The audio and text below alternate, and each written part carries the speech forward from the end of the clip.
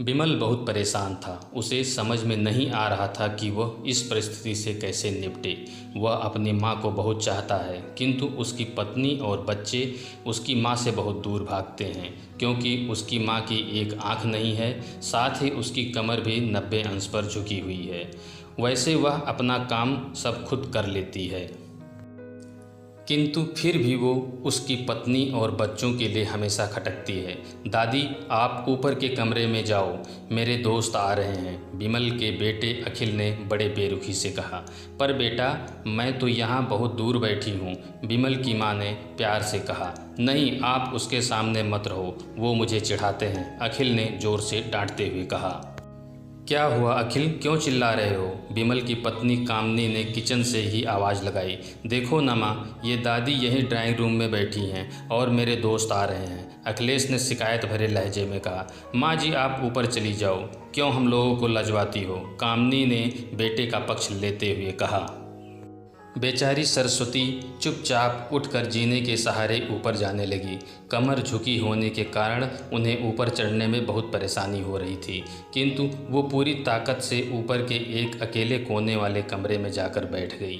बिमल बाजू के कमरे से ये सब सुन रहा था। उसे कष्ट हो रहा था कि उसकी माँ को अपमानित होना पड़ रहा है, किंतु वो असहाय था।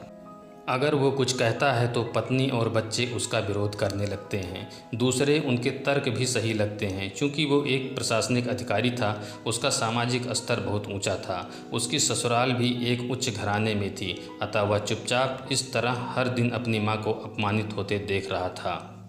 रात को बिमल की पत्नी ने कहा, देखो जी, अब कुछ करो, कल कलेक्टर साहब की पत्नी आई थी, माँ जी अपनी देसी धुंधारा में उनसे मिली।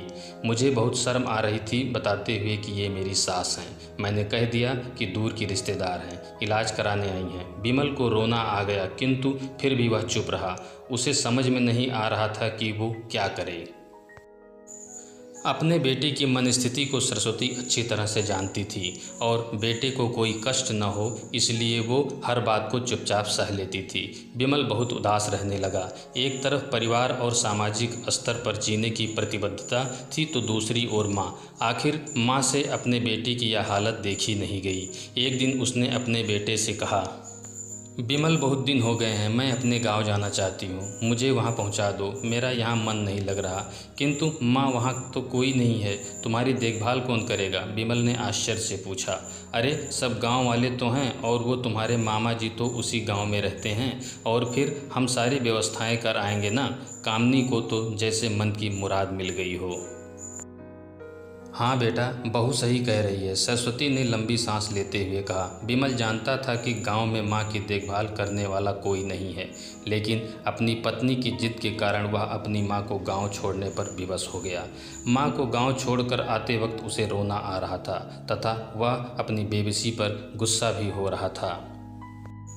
किंतु परिवार, पत्नी और समाज ने उसके इस मनोभाव को दबा दिया और वो सुकून सा महसूस करने लगा। कुछ दिनों के बाद उनके चाचा, जो अमेरिका में रहते थे, आने वाले थे।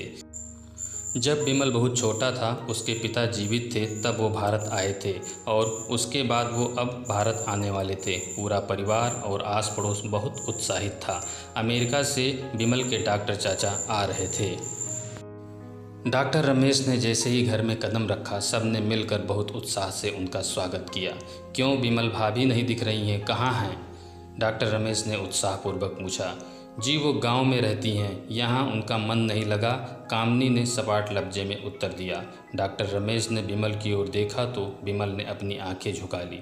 डॉक्टर रमेश सब समझ गए और बोले, कल हम भाभी से मिलने गाँव चलेंगे सब लोग। दूसरे दिन सभी लोग गांव के घर में पहुंचे तो देखा कि सरस्वती को बहुत तेज बुखार है और वो पलंग पर असहाय पड़ी है। डॉक्टर रमेश दौड़कर सरस्वती के पास गए और उसके पैर छूकर रोने लगे। सरस्वती की ये हालत उसकी परिकल्पना से परे थी। वाह बेटा बिमल, तूने तो नाम उजागर कर दिया। अपनी माँ की ये हालत देखकर तुझे शर्म भी नहीं आ रही होगी, डॉक्टर रमेश ने बिमल को लगभग डांटते हुए कहा। नहीं देवर जी, बिमल का कोई दोष नहीं है, मैं खुद गांव आ गई थी। सरस्वती ने अपने बेटे का बचाव किया। मुझे सब पता चल गया भाभी, आप चुप रहो। क्यों बहू, तुम्हें अपनी सास की कुरूपता पसंद नहीं है? समाज में तुम्हें नीचा देखना पड़ता है ना? डॉक्टर रमेश ने कामनी की ओर व्यंग से देखा। कामनी निरुत्तर होकर विमल को देखने लगी। आज तुम जिस सामाजिक स्तर पर हो वो इन्हीं के संघर्ष की देन है। और बेटा विमल, तुम्हें शायद मालूम न हो कि बचपन में जब तुम 1 साल के थे तब छत से नीचे गिरने के कारण तुम्हारी एक आँख चली गई थी और तुम्हारी रीढ़ की हड्डी में भी समस्या थी। तब तुम्हारी इस कुरूप माँ ने अपनी एक आँख और अपना बोन मैरो देकर तुम्हें इतना सुंदर स्वरूप दिया था। कामनी बेटा, इतने सालों तक संघर्ष करके बेटे को प्रशासनिक अधिकारी बनाने वाली इस संघर्षशील औरत की तुम दोनों ने यह दशा कर दी है। विमल माँ सरस्वती के कदमों से लिपट गया। माँ, मेरा अपराध अक्षम्य है। मैं जानबूझकर चुप्पी साधे रहा, आपका अपमान करवाता रहा। अब सिर्फ आप ही उस घर में मेरे साथ रहेंगी और कोई नहीं। विमल ने अग्नेय दृष्टि से अपनी पत्नी और बच्चों को देखा। कामनी को भी बहुत पश्चाताप हो रहा था, किंतु उसकी हिम्मत नहीं हो रही थी कि वो सरस्वती से आंख मिलाए। सरस्वती ने कामनी की मनस्थिति को समझकर उसे पुचकारते हुए अपने पास बुलाया और विमल को डांटते हुए कहा, खबरदार, जो मेरी बहू को मुझसे अलग करने की कोशिश की तो मैं तुझे घर से ही निकाल दूंगी। कामनी और बच्चों ने सरस्वती के पैर पकड़ते हुए अपने व्यवहार पर माफ़ी मांगी और माँ के हृदय ने सबको माफ़ कर दिया।